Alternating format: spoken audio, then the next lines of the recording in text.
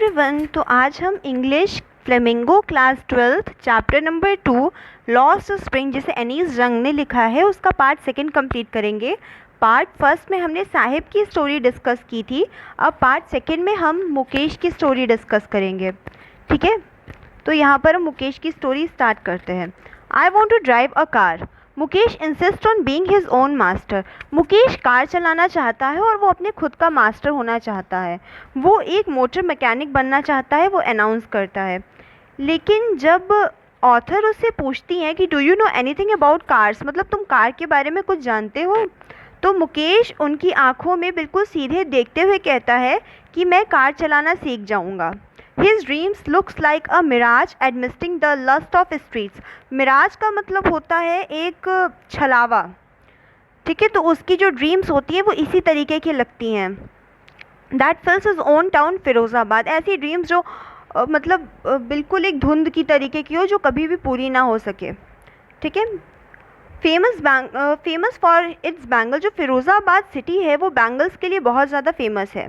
Every other family in Firozabad is making bangles, is engaged in making bangles. जो फिरोज़ाबाद में जो दूसरी फैमिलीज़ होती है, मीन्स दैट जितनी अदर्स फैमिलीज़ होती हैं वो बेसिकली ज़्यादातर बैंगल्स बनाने में ही इंक्लूड होती है, बैंगल्स ही बनाती हैं। It is the centre of India's glass blowing industry where families have spent generations working around finances, welding glasses, making bangles for all the women in the land it seems। जो फिरोज़ाबाद है, फिरोज़ाबाद एक ऐसी जगह है जहाँ पर ग्लास की industries है और वहाँ पर बहुत सारे इस तरीके के फर्नांसेस बनाए जाते हैं, ग्लास की वेल्डिंग होती है, बैंगल्स बनवाए जाते हैं जो ऑल ओवर द वर्ल्ड में औरतें पहनती हैं। Okay, Mukesh family is among them. Mukesh की फैमिली उन्हीं फैमिली में से एक है जो बैंगल्स बनाती है। None of them knows that it is illegal for childrens like him to work in the glass furnaces with high temperature.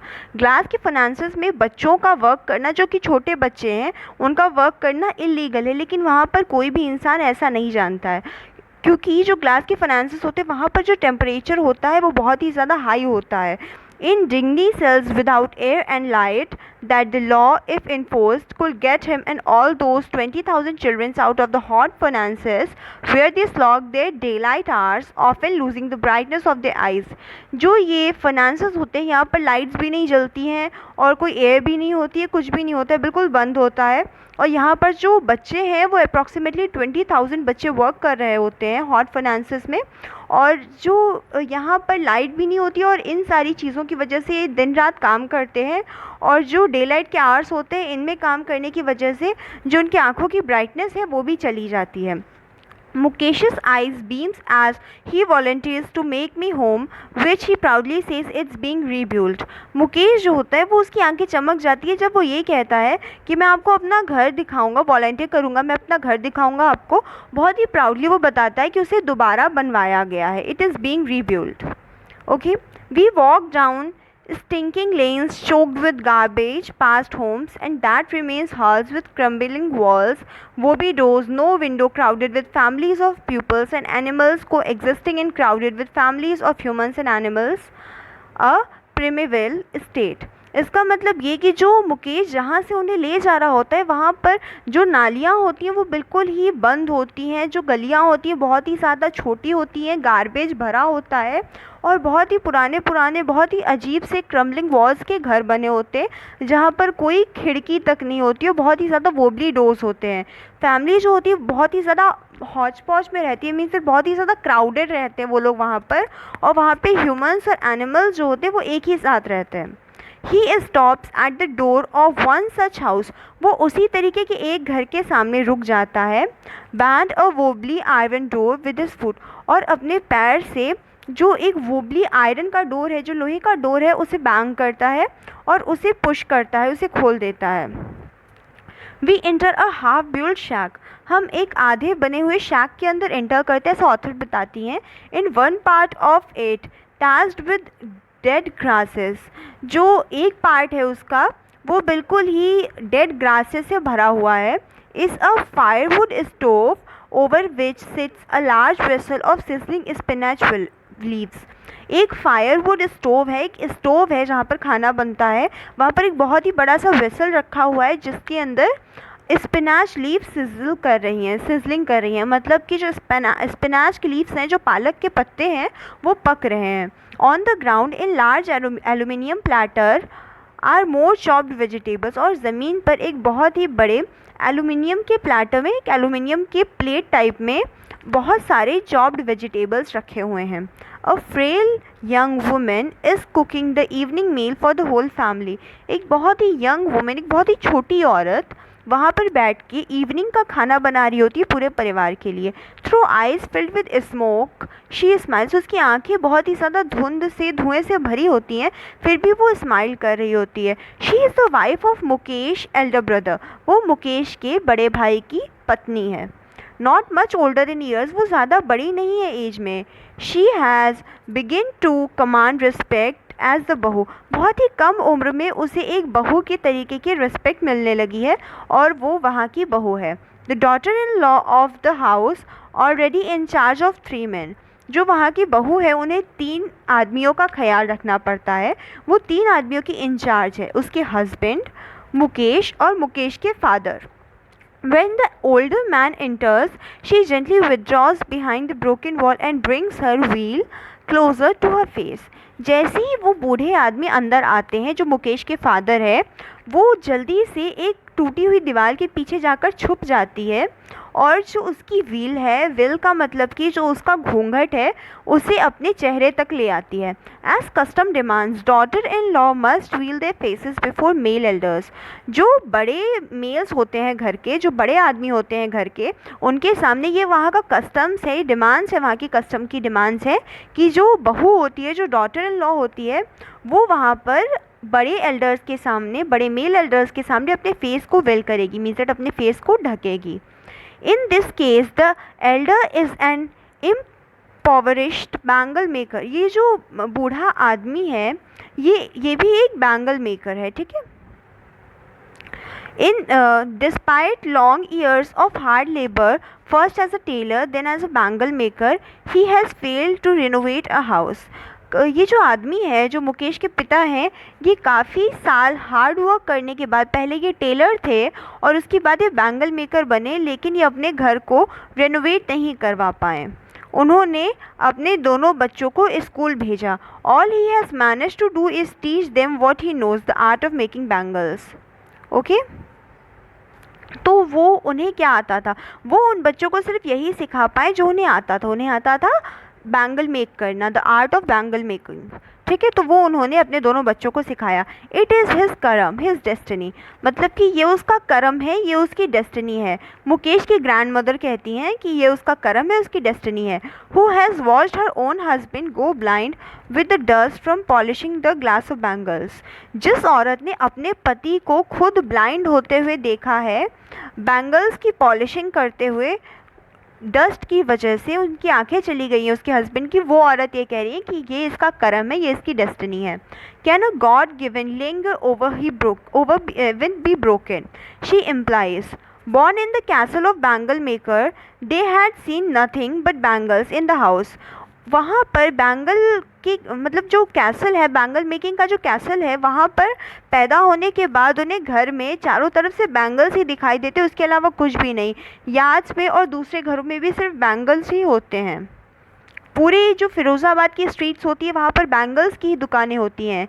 स्पिरल्स of bangles, sunny gold, paddy green, royal blue, pink, purple, every color born out of the 7 colors of the rainbow, lies in muds in unkempt yards and piled on 4 wheels hand carts pushed by young men along the narrow lanes of the stunted town.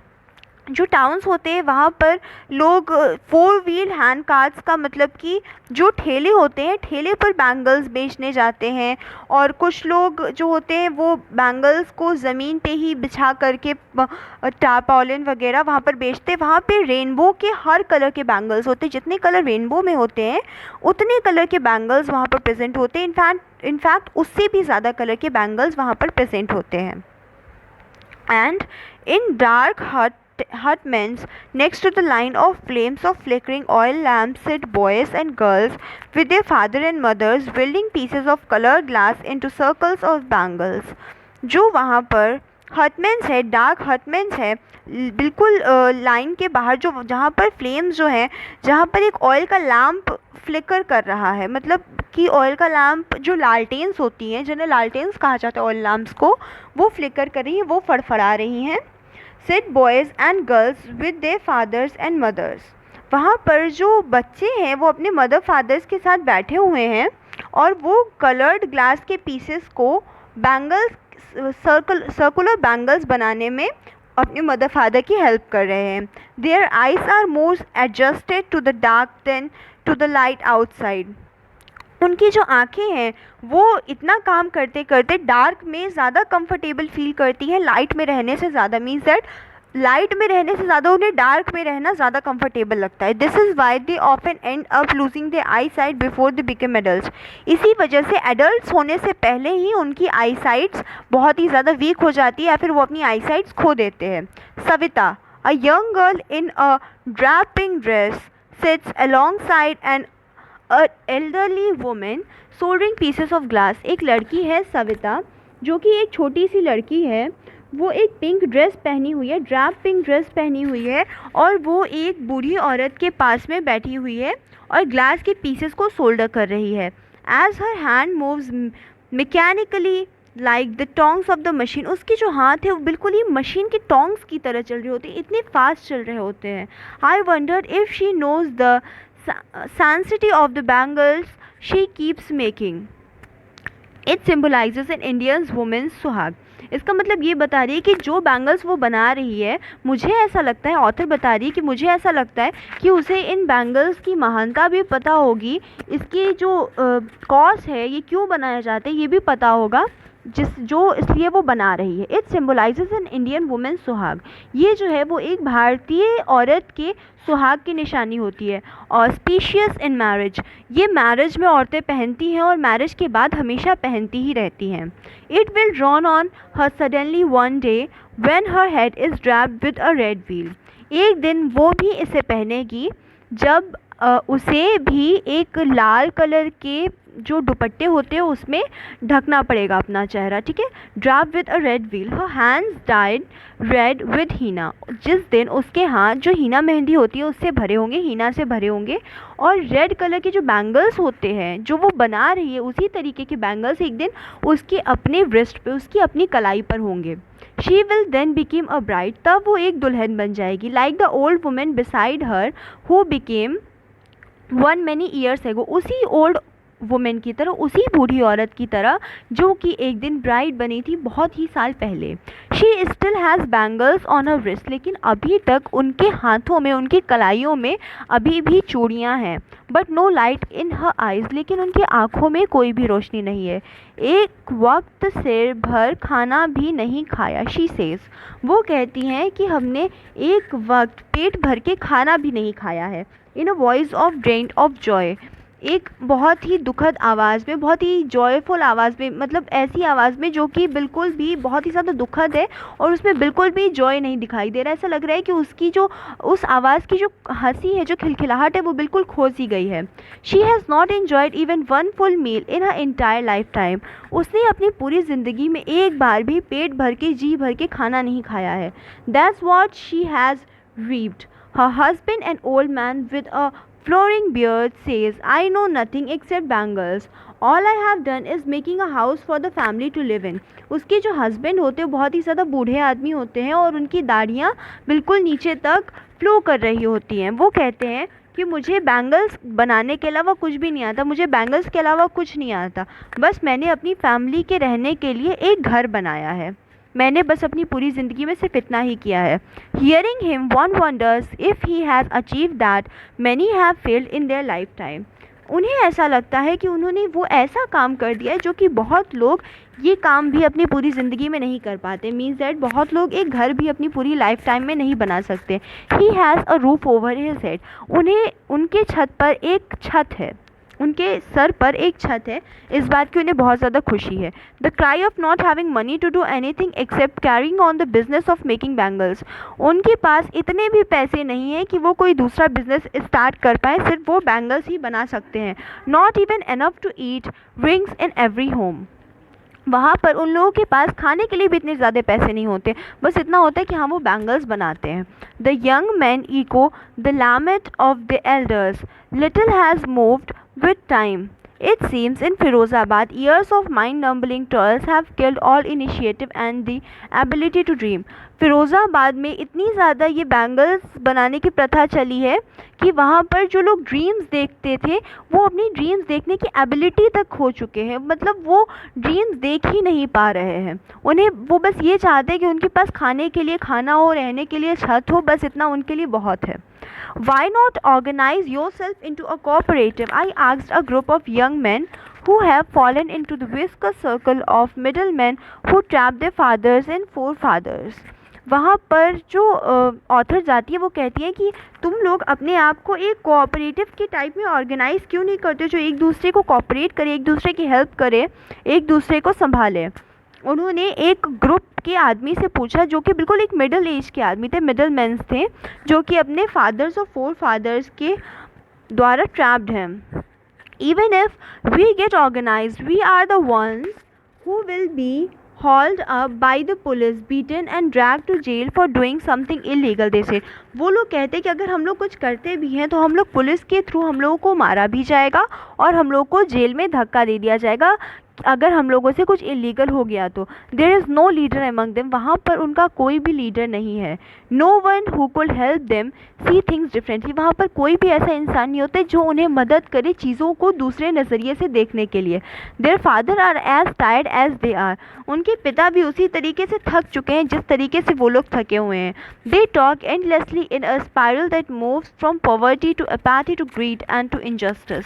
उनकी जो मतलब बातें हैं वो poverty से शुरू होती हैं और ग्रीड तक जाती हैं, इनजस्टिस तक जाती हैं। Listen to them I see two distinct worlds, उन लोगों की बातें सुनने के बाद मुझे दो बिल्कुल अलग अलग सी डिस्टिंक्ट सी दुनिया दिखाई दी। One of the family caught in a web of poverty, एक तरफ तो एक परिवार है जो कि पॉवर्टी, जो कि गरीबी के गृहस्थ में है, गरीबी के द्वारा बिल्कुल बंधा हुआ है। Burden by the stigma of caste in which they are born, और वो उस कास्ट के बर्डन में जी रहा है जिस कास्ट में वो जन्म लिया है। कास्ट के बर्डन में मतलब कि जो डाउन कास्ट होती, जो बिलो कास्ट होती है, उन कास्ट के बर्डन्स में जी रहे हैं वो लोग। द अदर अ विस्कस सर्कल ऑफ द शाहूकार्स, और जो दूसरा है, दूसरी दुनिया है, वो एक सर्कल है साहूकार्स की, मिडिल मैन्स की, पुलिस मैन्स की, कीपर्स ऑफ लॉज की, लॉज के कीपर्स की, bureaucrats and the politicians की. Together they have imposed the baggage on the child that he cannot put down. Before he is aware, he accepts it as naturally as their father. उनके पिता ने जिस तरीके से इन सारी चीज़ों को नेचुरली एक्सेप्ट किया है उसी तरीके से ये लोग भी उन सारी चीज़ों को नेचुरली एक्सेप्ट करते हैं। To do anything else full mean to dare, वो लोग कुछ दूसरी चीज़ करने के बारे में सोचते भी नहीं है, डेयर भी नहीं करते। And daring is not part of their growing up, और उनके बढ़ने की वजह यही है कि वो डेयर नहीं कर रहे हैं। When I sense a flash on it in Mukesh I am cheered, जब मैंने मुकेश के अंदर एक ऐसा फ्लैश देखा, एक ऐसी चमक देखी, तो मैं बहुत ही ज़्यादा चेयर्ड हो गई, ऐसा ऑथर कहती हैं। I want to be a motor mechanic, वो कहता है कि वो मोटर मैकेनिक बनना चाहता है, वो रिपीट करता है। He will go to a garage and learn, वो एक गैरेज में जाएगा और कार ड्राइव करना सीखेगा, कार के बारे में सीखेगा। But the garage is long way from his home, लेकिन जो गैरेज है वो उसके घर से काफ़ी ज़्यादा दूर है। तो वो कहता है कि I will walk, he insist, वो इंसिस्ट करता है कि मैं वहाँ पर चल के जाऊँगा। Do you also dreams of flying a plane, he is suddenly silent. जो ऑथर होती है वो कहती है कि क्या तुम्हें प्लेन चलाने के भी सपने आते हैं, क्या तुम प्लेन चलाने के बारे में भी सपने देखते हो? तो वो तुरंत साइलेंट हो जाता है, बिल्कुल शांत हो जाता है और कुछ भी नहीं कहता है, कहता है no. Staring at the ground, वो ज़मीन में देखते हुए कहता है कि नहीं। In this small murmur, there is an embarrassment that has not yet turned into regret. इस बहुत ही छोटे से मर्मर के अंदर एक अजीब तरीके की एम्बैरसमेंट है, एक अजीब तरीके की शर्म है जो कि अभी तक रिग्रेट में टर्न नहीं हो रही। रिग्रेट का मतलब कि पछतावे में टर्न नहीं हो रही है अभी तक। He is content to dream of cars that he sees hurtling down the street of his town. वो उन कार्स को देख करके ड्रीम करता है जो कि वो अपने टाउन की स्ट्रीट्स पर चलते हुए देखता है, और कुछ एरोप्लेन्स को देखकर जो कि फ़िरोज़ाबाद के ऊपर से फ्लाई करती हैं। ठीक है, तो ये चैप्टर्स हमारा ख़त्म हो जाता है। यहाँ पर चैप्टर का फर्स्ट पार्ट भी हमने ख़त्म कर लिया, चैप्टर का सेकंड पार्ट भी ख़त्म कर लिया। यहाँ पर ये जो क्वेश्चन आंसर्स हैं इनकी आप प्रैक्टिस कर लीजिए, क्योंकि ये आपकी बहुत ज़्यादा हेल्प करेंगे। Till then thank you. और अगर आपको किसी भी तरीके के क्वेश्चंस पूछने हो या किसी भी तरीके की क्वेरी हो तो आप प्लीज़ कमेंट्स में पूछ सकते हैं।